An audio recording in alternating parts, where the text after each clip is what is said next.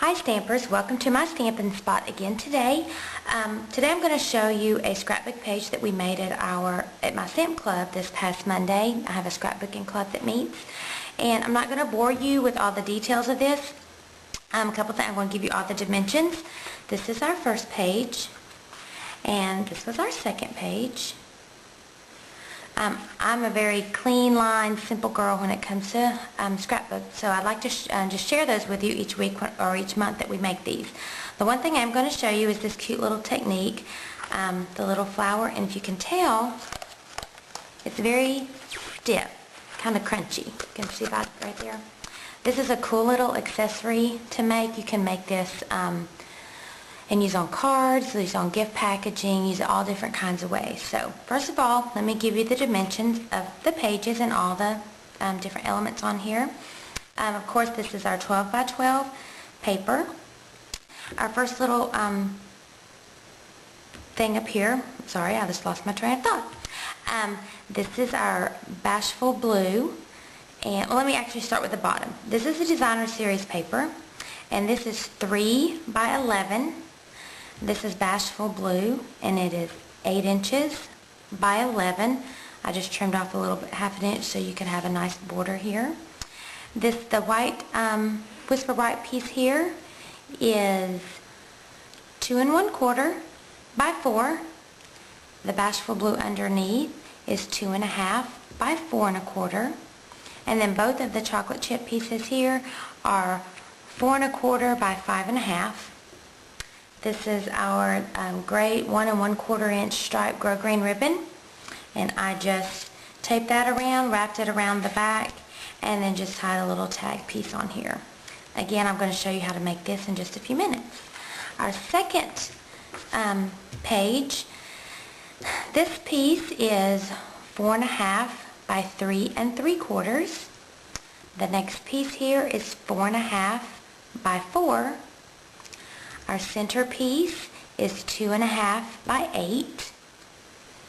Our large piece over here is 4 inches by 7 inches.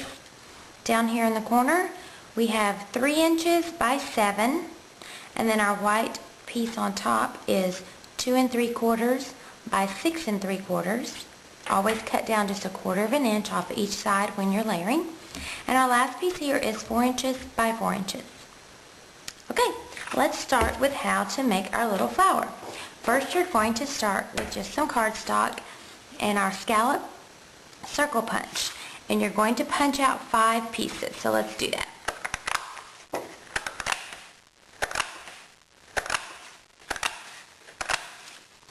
Okay, we've got our 5 scallop circles.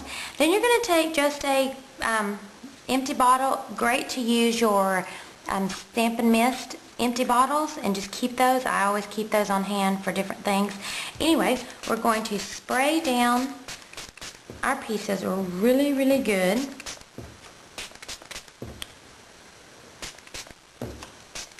Get them really, really wet. Okay? And then you're just going to crumple those up.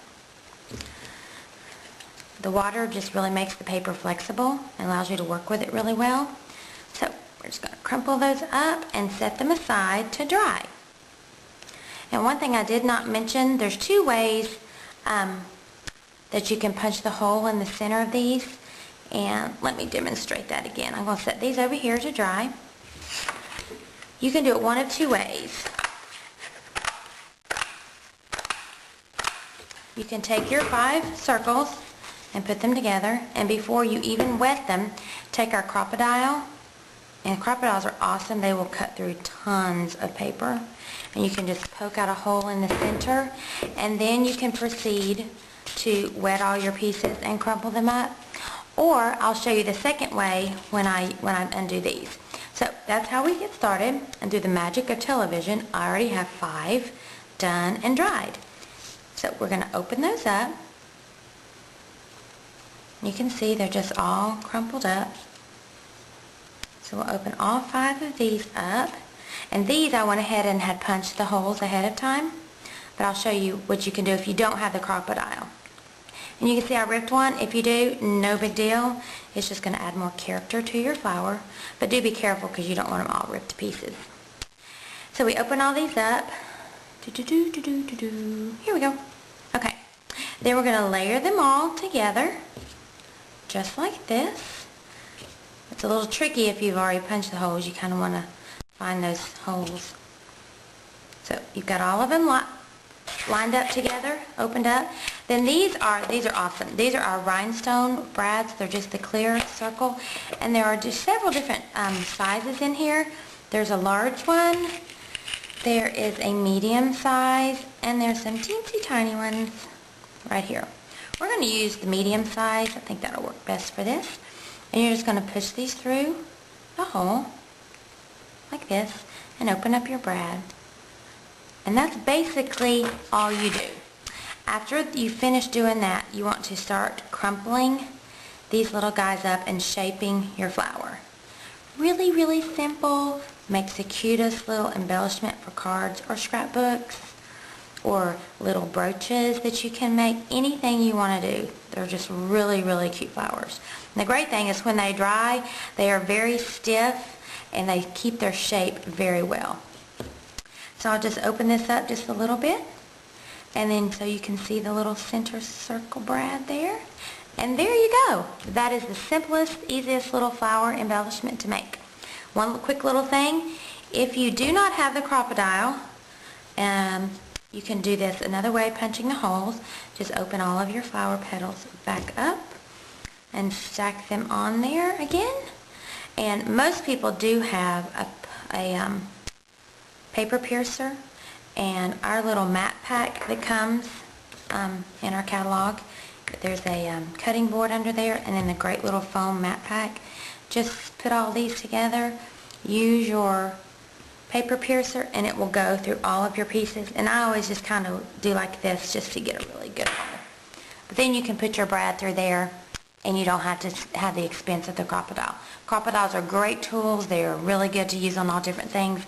But if you don't have one, this is the way to do it. So here's our flower, and here it is on our page. And again, you could add another one here or there. And once they're dry, they're shaped. You can't even pull them apart hardly. So hope you enjoyed it. Have a great day. Toodles.